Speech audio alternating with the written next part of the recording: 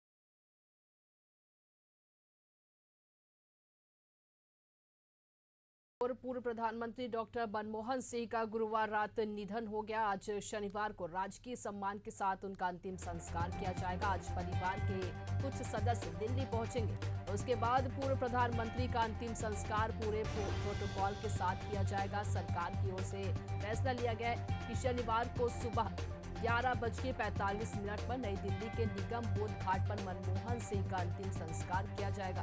कांग्रेस ने इसका विरोध किया है। पार्टी ने कहा कि इतनी बड़ी शख्सियत का निगम बोध घाट पर अंतिम संस्कार करना उचित सम्मान नहीं है, जिसके बाद कांग्रेस ने उनके अंतिम संस्कार और स्मारक के लिए उचित स्थान की मांग की है, जिसको लेकर शुक्रवार को देर शाम कांग्रेस वर्किंग कमेटी की बैठक आयोजित हुई। इस बैठक में कांग्रेस के राष्ट्रीय अध्यक्ष मल्लिकार्जुन खड़गे ने मोदी सरकार को चिट्ठी लिखकर पूर्व पीएम डॉक्टर मनमोहन सिंह के स्मारक के लिए अलग जमीन देने की मांग की है। कांग्रेस की मांग है कि अन्य प्रधानमंत्रियों की तरह ही मनमोहन सिंह के लिए भी अलग से स्मारक बनवाया जाए। कांग्रेस अध्यक्ष ने इस मामले पर गृह मंत्री अमित शाह से भी बात की है। हालांकि केंद्रीय गृह मंत्रालय की तरफ से बयान जारी किया गया कि मनमोहन सिंह का स्मारक बनाने के लिए केंद्र ने अनुमति दी है। इसके लिए ट्रस्ट का गठन किया जाएगा। इस प्रक्रिया में समय लगेगा।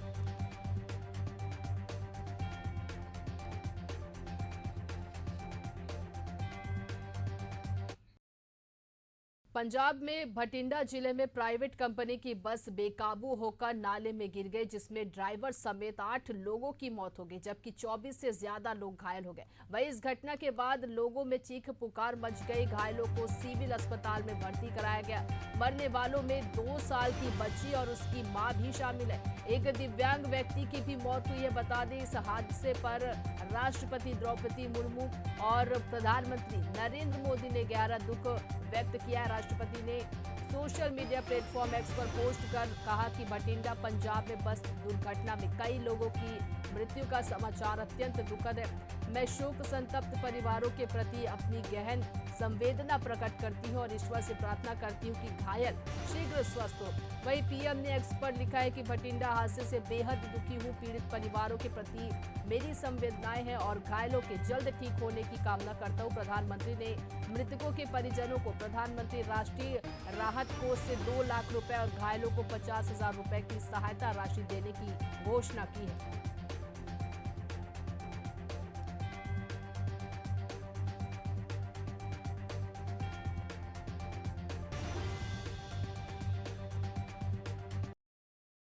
मध्य प्रदेश के मुख्यमंत्री डॉक्टर मोहन यादव ने भोपाल के समत्व भवन में धान और सोयाबीन उपार्जन को लेकर समीक्षा बैठक की। इस बैठक में सहकारिता मंत्री विश्वास सारंग और अधिकारी मौजूद रहे।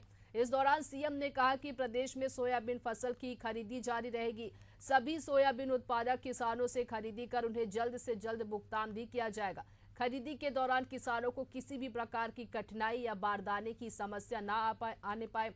खरीदी गए सोयाबीन का उठाव और भंडारण विधिवत तरीके से हो और उपज को ओला पाला एवं बारिश से बचाया जाए।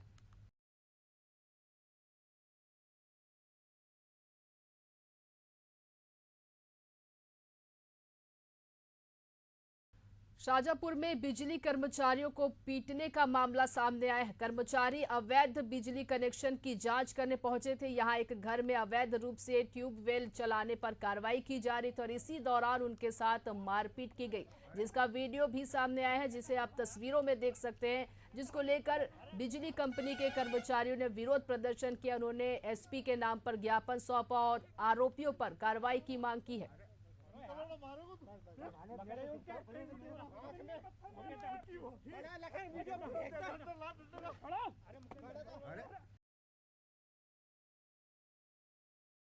और खबर विदिशा जिले से है, जहां विदिशा जिले के गंज बसौदा में ग्राम बावली में हैंडपंप के बेस पर यूए की अरबी भाषा की पट्टिका लगने के मामले में प्रशासन ने मौके पर जाकर मामले की जांच की। इस दौरान 33 घरों में नलकूप खनन पाया गया, जिनको पुलिस ने निकलवाकर अपनी कस्टडी में लिया। साथ ही हिंदू संगठनों ने भी दोषियों पर कार्रवाई को लेकर एसडीएम को ज्ञापन सौंपा है। आपको बता दें कि 26 दिसंबर को यूएई की एजुकेशन चैरिटेबल फाउंडेशन की ओर से हैंडपंप लगाए गए थे और बोर्ड लगाया गया था, जिस पर हिंदू भाषा में लेख और विदेशी झंडा बना था।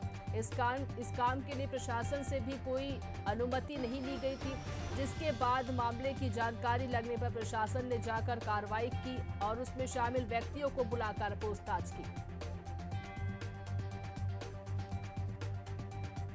लगभग 33 घरों में ये नलकूप खनन पाया गया, जिस पर विभिन्न प्रकार की शिलालेख और पट्टियां लगे हुए थे। इसमें पूर्व में लगभग 15 लोगों के घर से वो शिलालेख पट्टिकाएं ग्रामीणों के द्वारा पूर्व में ही हटा ली गई, जो कि उनके द्वारा बताया गया। इसमें अरबी भाषा में कुछ उल्लेख था। साथ ही जब ग्रामीणों से पूछताछ की गई तो उनके द्वारा बताया कि एक अब्दुल रज्जाक और गांव के ही अंसार और इल्ताज के द्वारा ये खनन किया जा रहा था, जिसके एवज में जो भी खनन पर आने वाली राशि है उसका वहन उन लोगों के द्वारा किया जा रहा था। और इसमें थाना प्रभारी और एसडीओपी साहब के द्वारा अब्दुल रज्जाक और उनके साथ जो अंसार और इल्ताज थे उनसे पूछताछ की गई और उनसे जानकारी ली जा रही है। मध्य प्रदेश के खरगोन में चोरों के हौसले इस कदर बुलंद हो गए कि उन्हें पुलिस का भी खौफ नहीं है। ऐसा ही एक मामला शहर की घनी आबादी वाले इलाके अंजुमन नगर स्थित जमजम मार्केट से सामने आया है, जहां चोरों ने एक साथ करीब 6 दुकानों को अपना निशाना बनाया। चोरों ने यहां कपड़ा, चप्पल, बेकरी, सैलून दुकान में हाथ साफ करके फरार हो गए हैं। चोरी की यह वारदात सीसीटीवी में भी कैद हुई है। वहीं पुलिस ने सीसीटीवी के मदद से अज्ञात चोरों के जल्द गिरफ्तार होने की भी बात कही है।